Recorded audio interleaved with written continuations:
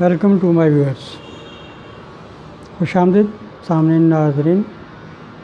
ابھی میں بات کروں گا ڈیڈ پہ کہ ڈیڈ کس کو بولتے ہیں۔ قانون کی زبان میں ڈیڈ کیا ہے، یعنی کہ دستاویز،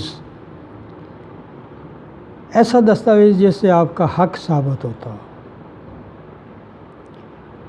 حقوق و فرائض جنم لیتے ہیں۔ وہ کیا ہے، اس کے لوازمات کیا ہوتے ہیں،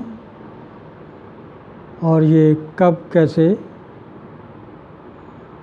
تیار ہوتی ہے، حاصل کی جاتی ہے، قانون کی نظر میں اس کو کن مراحل سے گزرنا ہوتا ہے۔ جناب، ڈیڈ کا مطلب دستاویز ایک ایسی تحریر ہے جسے حقوق و فرائض جنم لیتے ہیں ایز پر لا لینگویج، قانون کی زبان میں۔ دستاویز یعنی ڈیڈ کو ڈاکومنٹ بھی کہا جاتا ہے، لیگل ڈاکومنٹ، لیگل انسٹرومنٹ بھی کہا جاتا ہے۔ عام، فہم اور آسان اردو زبان میں اسے وثیقہ بھی کہا جاتا ہے یا کہا جا سکتا ہے، جو ایک فریق کی طرف سے دوسرے فریق کے حق میں ہوتا ہے۔ لفظ دستاویز یعنی ڈیڈ کی وضاحت کرتے ہوئے جسٹس ریٹائرڈ کرنل ڈاکٹر تنزیل الرحمن اپنی قانونی لغت میں لکھتے ہیں، جائیداد سے متعلق اہم اور مصدقہ فعل جو کوئی شخص انجام دے سکتا ہے وہ دستاویز مہری ہے۔ اس لیے کسی بھی شخص کے خلاف اس کی دستاویز مہری سے ہمیشہ امر مانع تقریر مخالف پیدا ہونا چاہیے، اور اس کو اجازت نہیں دینا چاہیے کہ جو کچھ اس نے پہلے اتنی محنت اور سوچ بچار کے بعد قرار دیا ہے یا اقرار کیا ہے، اس کے خلاف کچھ ثابت کر سکے۔ پاکستان میں دستاویز کے لیے متبادل انگلش لفظ ڈاکومنٹ استعمال کیا جاتا ہے۔ لفظ وضاحت کرتے ہوئے موصوف اپنی قانون لغت میں لکھتے ہیں، دستاویز شہادت کا اہم آلہ ہے۔ اس لفظ کے مفہوم میں صحیح طور پر وہ تمام مادی اشیاء آتی ہیں جن پر انسانی خیالات، تحریر یا کسی اور قسم کے رسمی نشان یا علامات ظاہر کیے جاتے ہیں۔ دستاویزات، ڈیڈ، ڈاکومنٹ کے ذریعے امر مانع تقریر مخالف پیدا ہوتا ہے۔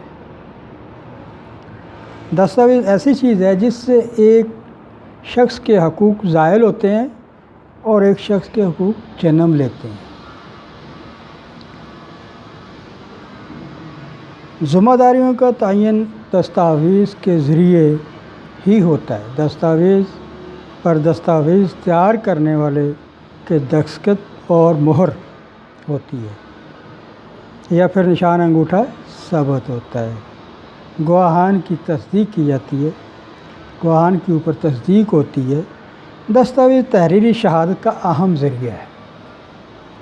دیوانی عدالتوں میں ایسے تنازعات کا فیصلہ جن کی بنیاد پر دستاویزات ہوتی ہیں، ایسی دستاویز کو بھی سامنے رکھ کر کیا جاتا ہے۔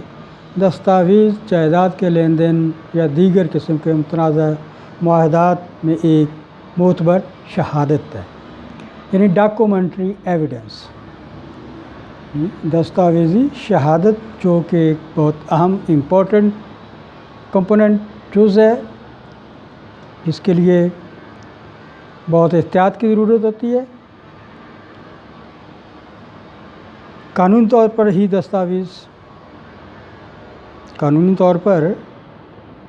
وہی دستاویز نہیں ہوتی جو تحریر شدہ ہو، بلکہ تمام ایسی مادی اشیاء جن پر علامتوں یا نشانات کے ذریعے کسی معاملہ کا اظہار ہو، تعین کیا گیا ہو، سمت مقرر کی گئی ہو، ٹھیک ہے، یا جن کے ذریعے حقوق و فرائض کا تعین کیا جا سکتا ہو، دستاویز کی تعریف میں آتی ہے۔ خواہ ایسی علامات یا نشانات کسی مادی شے پر کنندہ ہوں۔ ایک شخص جب کوئی دستاویز کسی کے حق میں تحریر کرتا ہے تو وہ باقاعدہ قانونی طور پر اس کا پابند ہوتا ہے اور اس سے انفراد یا انحراف یا فرار نہیں کر سکتا۔ دستاویزات کی تیاری کے لیے قانونی لوازمات کو پورا کرنا ہوتا ہے۔ اگر کسی دستاویز کے حوالے سے قانونی تقاضوں کو پورا نہ کیا گیا ہو تو اگرچہ ایسی دستاویز تحریر شدہ ہو، اس سے حقوق و فرائض بھی جنم لیتے ہیں، لیکن اس کی قانونی حیثیت مشکوک ہو جاتی ہے۔ یعنی قانونی لیگل میٹرز یا لیگل ایشوز کو سامنے رکھتے ہوئے دستاویز تیار نہیں ہوئی۔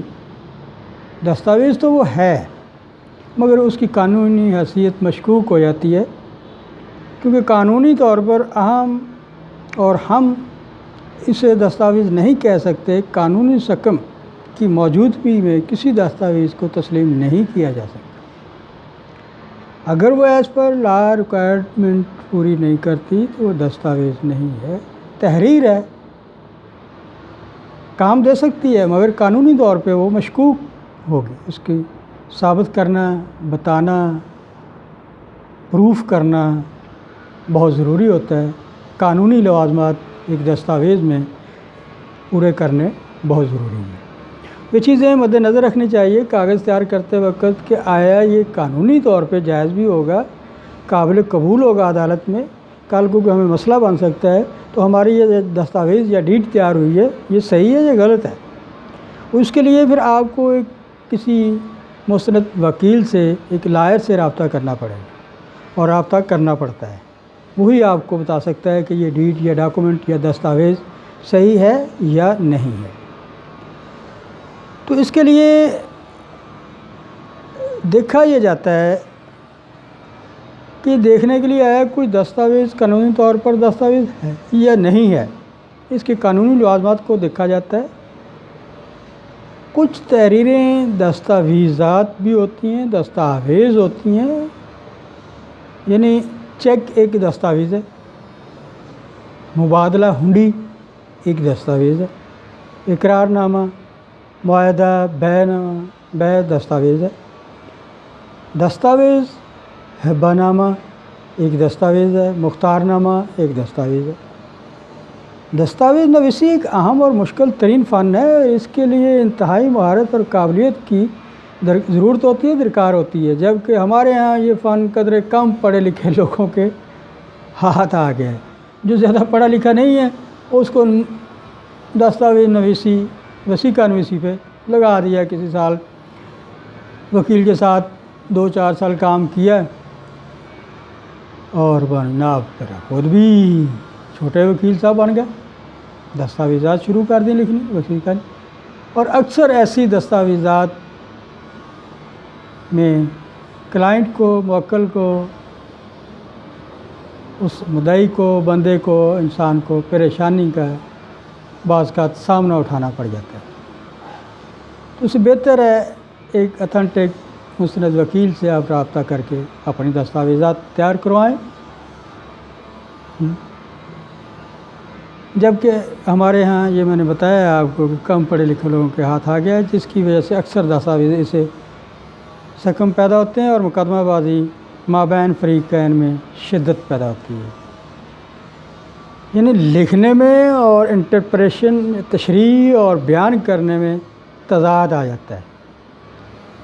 کلائنٹ یا سائل کچھ کہتا ہے، وثیقہ نویس جو ہے دستاویز تیار کر رہا ہے، جو ٹائپنگ یا رائٹنگ یا لکھتا ہے وہ اپنے الفاظ میں اس کو لکھ رہا ہے، مگر جو ایکچول اس میں تھیم یا معنی یا مقصد تھا کلائنٹ کا بتانے کا، موکل جو بتا رہا ہے اس کو یا سائل جو بتا رہا ہے اس کو، وہ شو ہی نہیں ہو رہا۔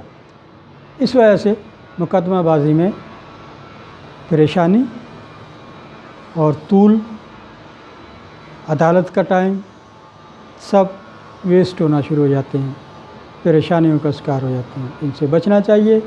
انشاءاللہ یہ موضوع جاری رہے گا، میں آپ کو بتاتا رہوں گا اگلے لیکچر میں، اگلے بیانات میں کہ دستاویزات کے لیے کیا کیا ضروری چیزیں ہیں۔ میرے ساتھ رہیے گا، چینل لائک اور سبسکرائب کیجیے گا. آپ کی اپریسیشن ہی میرے لیے حوصلہ افزا ہے. Thank you very much. اللہ حافظ. God bless you.